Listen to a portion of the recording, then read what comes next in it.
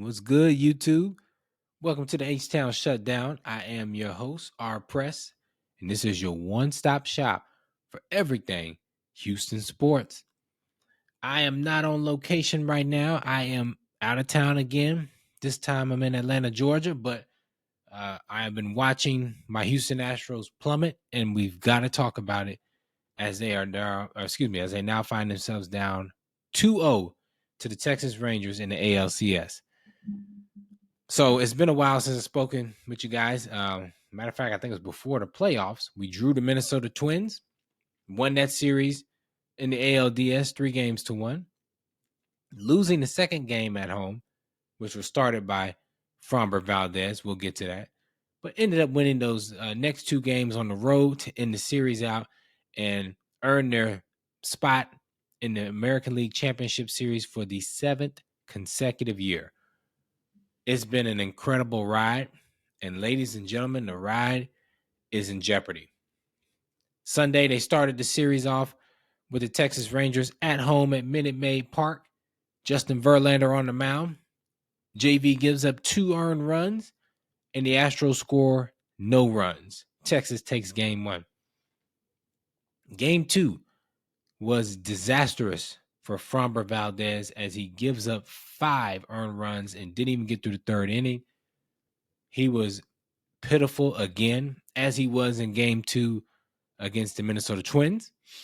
Astros make a comeback. Yordan Alvarez, who has been on a heater.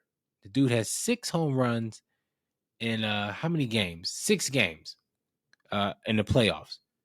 He's been on fire, man. On fire. And he hit 2 bombs in game 2 against the Rangers, but it just wasn't enough as the Astros leave 6 or 7, maybe even more, stranded on the base, leaving runners on bases just almost every inning. They had the bases full with 0 outs and came up with no runs in the 5th inning.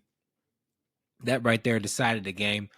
But there are 2 glaring issues with the Houston Astros right now. As the Texas Rangers, you got to give them credit.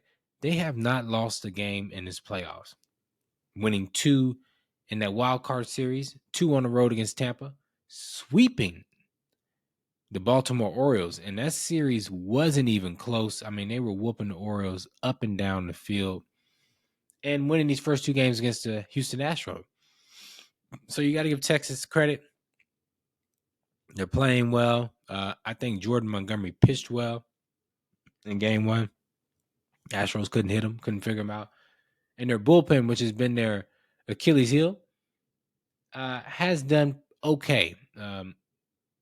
Chapman came in and did what he always does against the Astros, give up runs. He gave up a home run to Yordan Alvarez last night, but they just could not get – they couldn't get the runs that they needed. Leaving men on base is just absolutely egregious, and that is the first thing we're going to talk about because that is the major problem right now. The Astros cannot score with men on the base. Almost every run was a solo shot and maybe a one. I think Brantley got an RBI. He needs to play every single game. We'll get to that later. But with men on base, they cannot seem to score. 2 of the worst at-bats I've seen was Chas McCormick's at-bat with men on base after Brantley got on base, being patient and not trying to swing for the fences and getting a hit.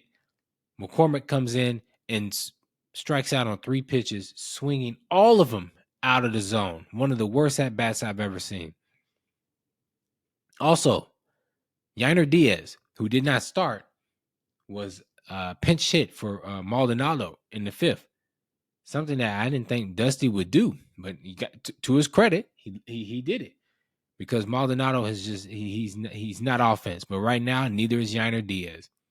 He struck out with one of the worst at bats I'd ever seen from him.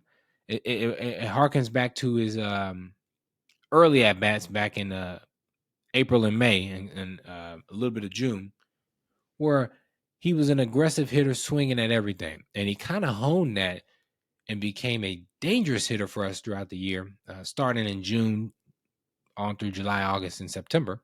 Hasn't played much in these playoffs, but when he's gotten his chance, he has not registered a hit yet. So when the opportunity is there, they don't come through.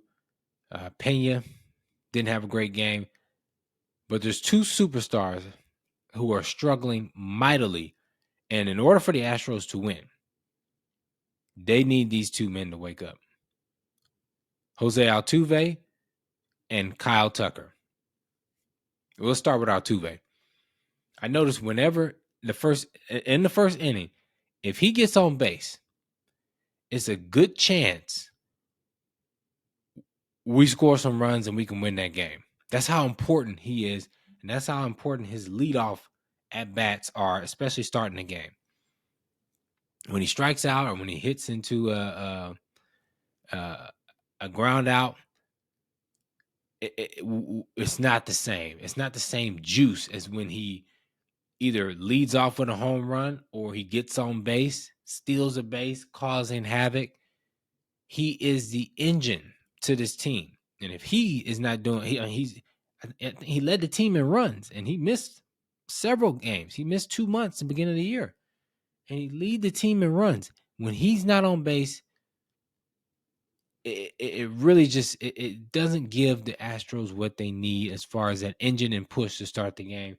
He has not been great in this series.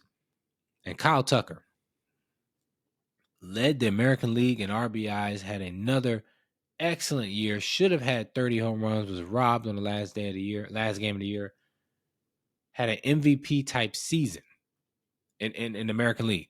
Shohei Ohtani, Corey Seager, Kyle Tucker were the front runners for MVP in the American League. That should be the three finalists. Well, the playoffs have come, and so has Tucker's bat. He has been terrible. He has been terrible, and he knows it. And you can see it in his at bats. They're not as confident and as comfortable as he's been in the past and most of this year. And he's missing he's popping up everything. If he does make contact, he's swinging outside of the zone.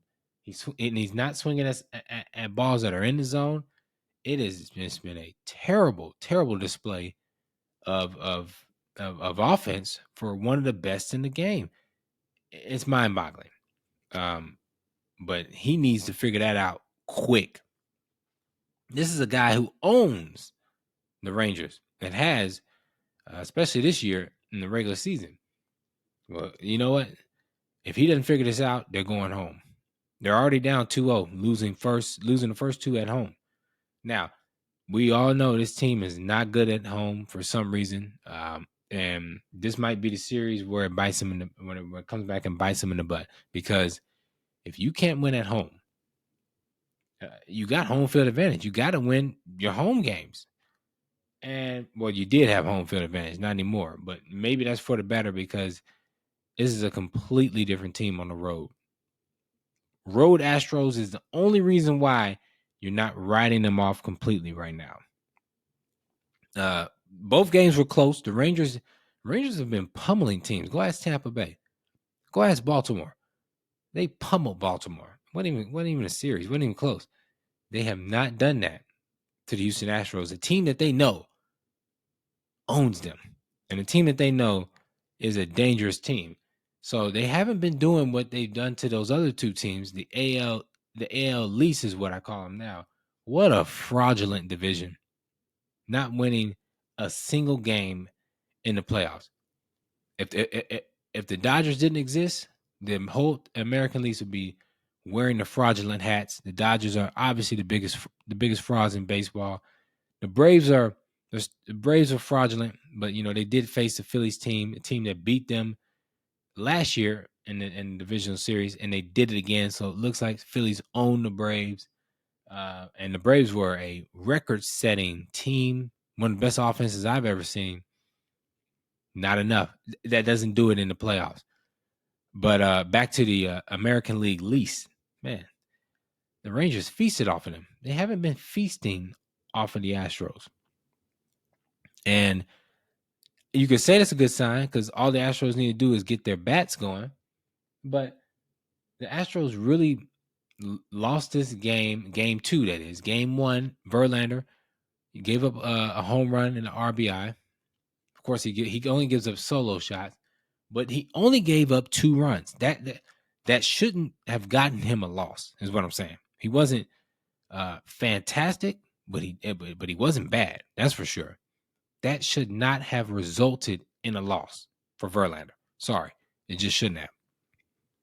If the offense had any type of competence in it, if Tucker would have done anything, if Altuve would have done something, Jordan didn't do anything that first game. Alvarez, Jose Abreu, I think he got hit, but he hasn't been. He wasn't what he was in that past year in the previous series.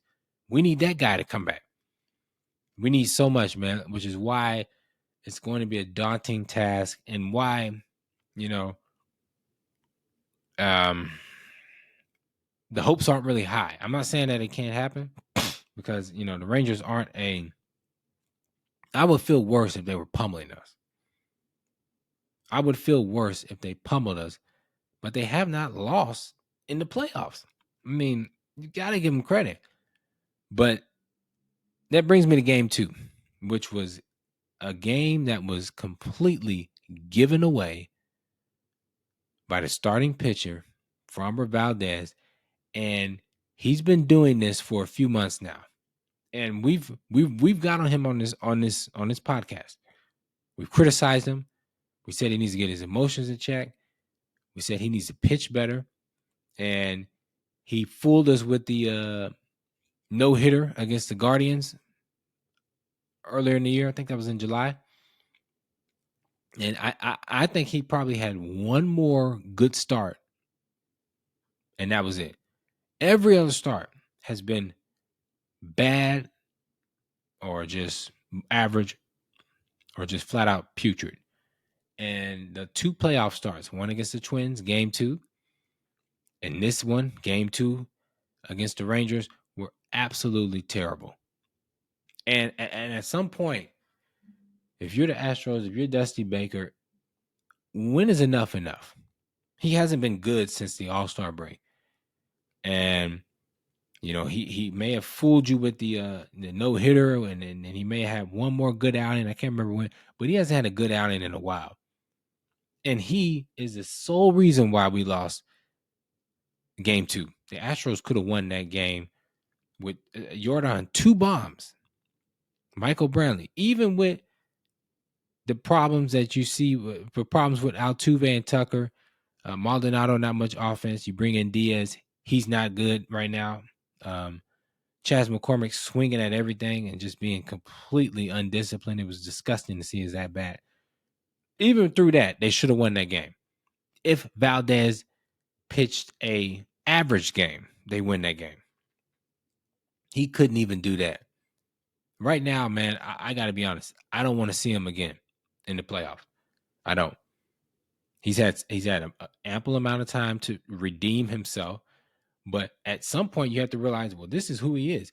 And I kind of got to that point with Javier, but Cristian Javier has absolutely redeemed himself, because he was the worst pitcher on the staff. And it wasn't until maybe the final couple of weeks of the season, the final couple starts of the year, that you started to see, oh, there goes Javier.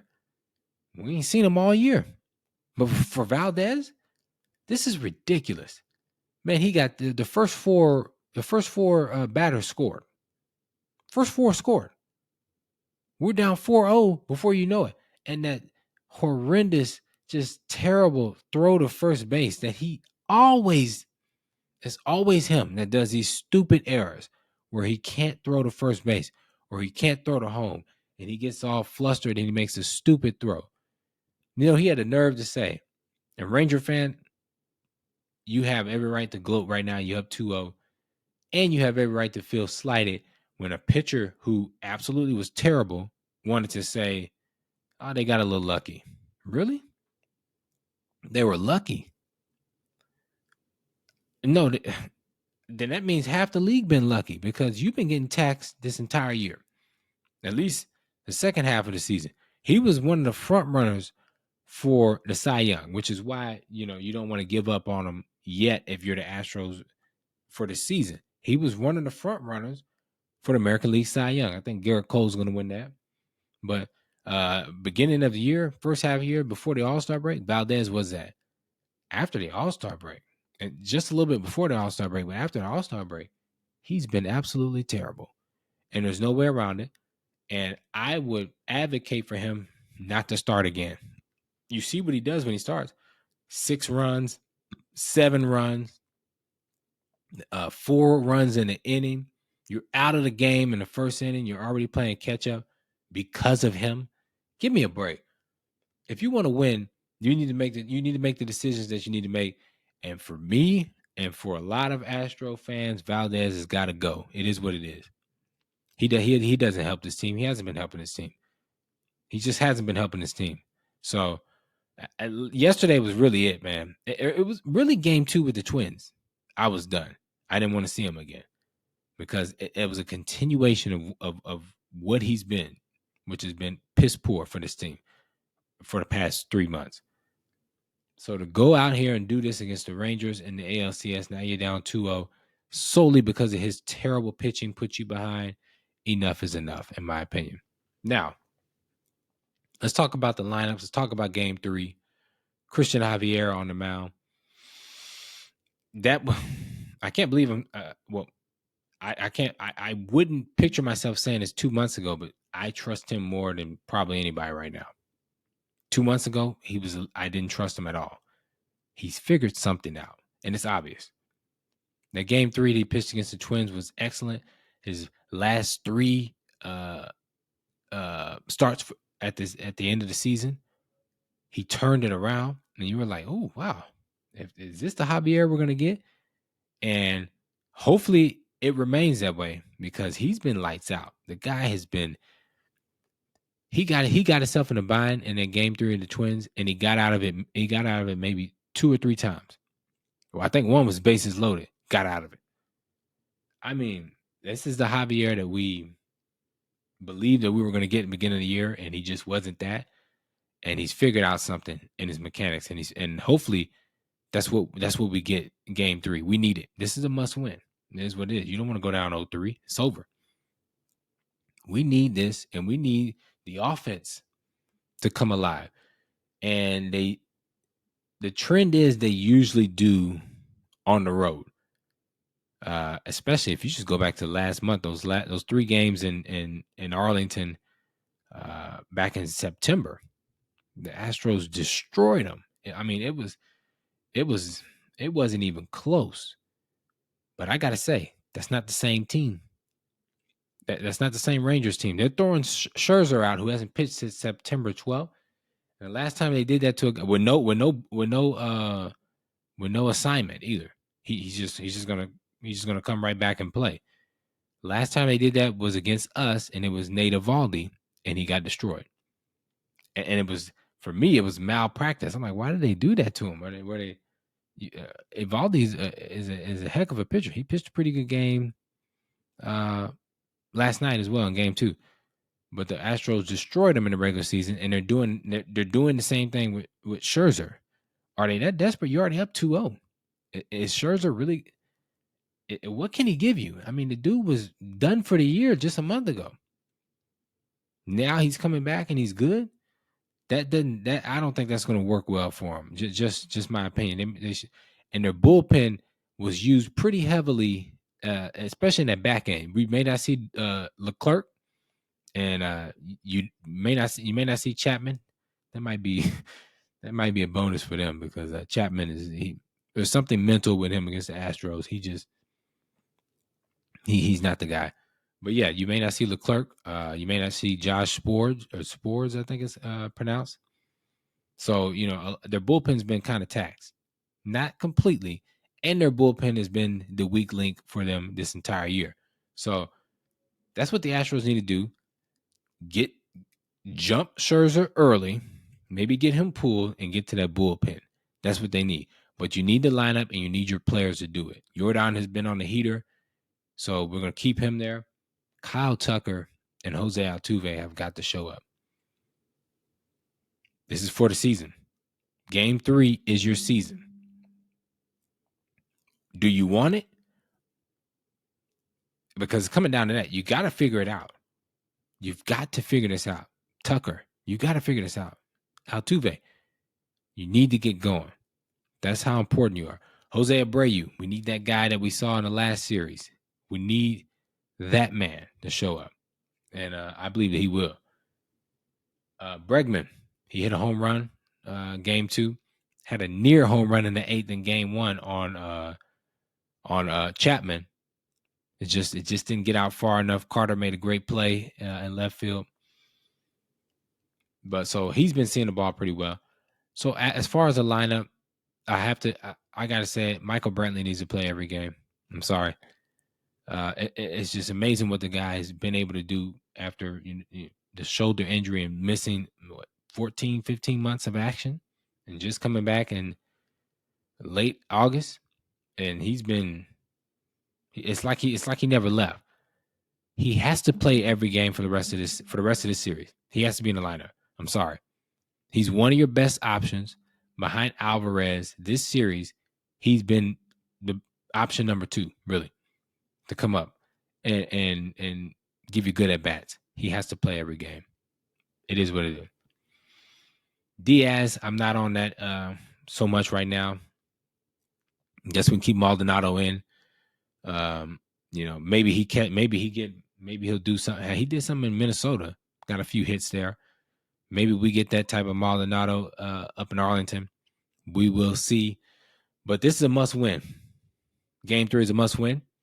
And I'm going to try and be more consistent on these. I apologize. I've been traveling the last couple of weeks, few months, a little busy at work. I'm like, as I said right now, I'm not home right now. I'm on the road right now for work. But this is an important series. And I've already missed breaking down the game 1 and game 2. So I got to break down game 3 afterwards and game 4 afterwards. So look forward to those coming up. I know I say that, but I'm going to hold myself to it. I'm going to be on the road for the next few days anyways.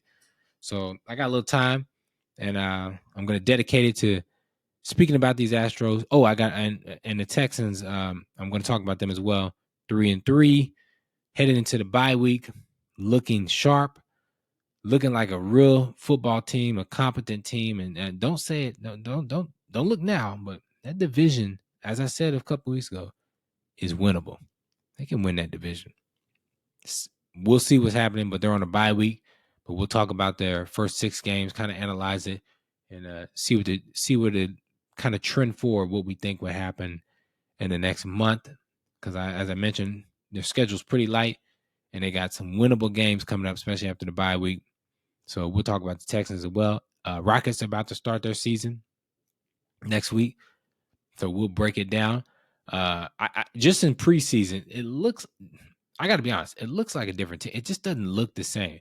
This team just looks way different, way better, more flow, more confidence, and they just look competent. It's just, I got to admit, it doesn't even feel like the same team. It really doesn't.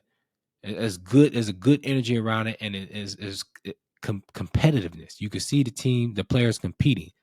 You got some competitive guys in there. Van Vliet, Dylan Brooks, bringing those are free agents, bringing a different vibe. The 2 rookies, you could tell that they're going to compete. Thompson and Cam Whitmore. It just feels different. Jabari Smith it looks like he's going to be taking a step forward. Still got Jalen Green, who was a 20-point per game scorer. It might be one of, I'm not saying that playoffs, but maybe so. Udoka went to the finals with the Celtics in his rookie year. Are the playoffs out of reach?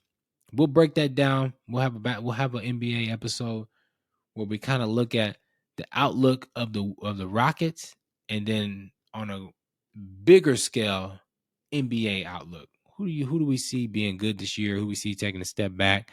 A lot of people are saying Oklahoma City's a sleeper. So we'll have an NBA episode for you with some predictions before the season starts. So I'll try and probably get that out sometime this weekend. But yeah, man. I appreciate you guys tuning in. Astros, your back is against the wall. You got to come out swinging, literally and figuratively, here in Arlington. Game 3. We'll break it down tomorrow night afterwards. I'll see you then. Peace.